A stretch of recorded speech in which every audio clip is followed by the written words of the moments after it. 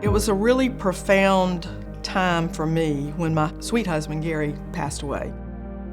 In that period of the most profound grief that you have after you've lost somebody that you love so much, you start questioning yourself.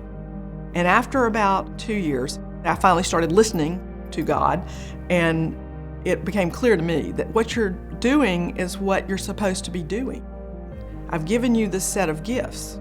So what you're doing on these various boards and committees that you're serving on right now is what you're supposed to be doing, Pamela. Pam Lackey is a good woman. She's a community leader. She's a retired businesswoman. She's a friend.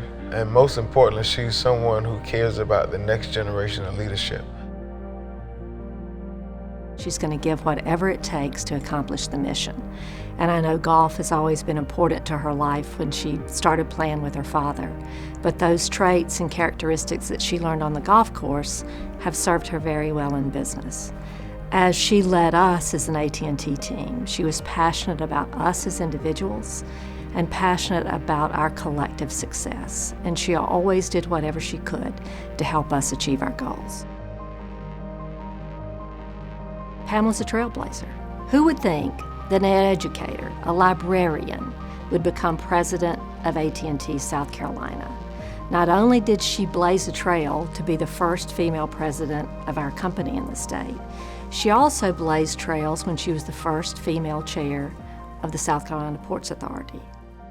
Pam, as a mentor, as a humanitarian, is first, foremost, and forever a librarian.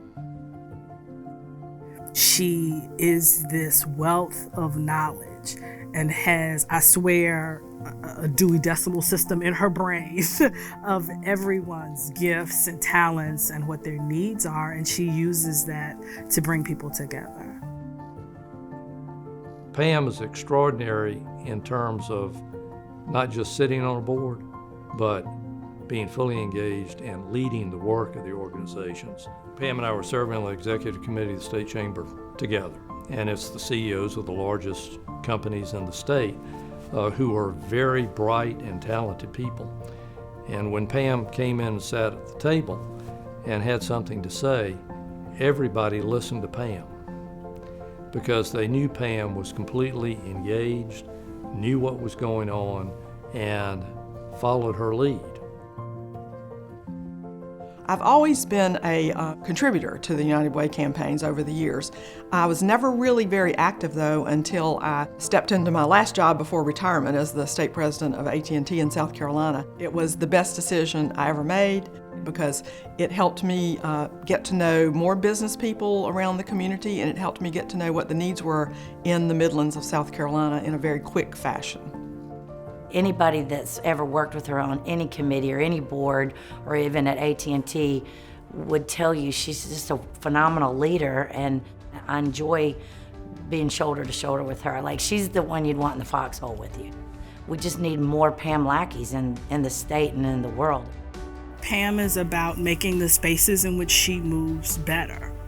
And so in doing that, she is the quintessential humanitarian.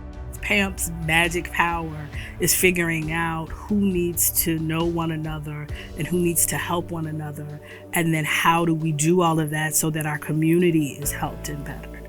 Pamela's heart is what causes her to be a humanitarian. She is very focused on children. She's focused on the community. She volunteers at her church. Pamela's got a heart bigger than South Carolina, and she shows it in so many ways.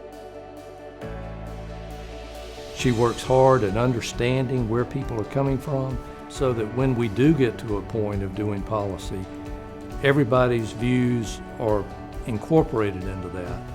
Everything she touches turns out to be a success.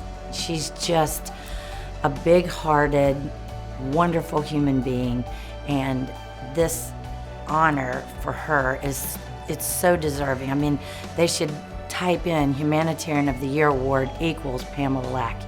To my Aunt Pam, you deserve to get your flowers while you're living, and while you can see them, smell them, and hold them. We're all part of the human race, and so every single person in our community is acting in a humanitarian way in some aspect of their life, I would predict.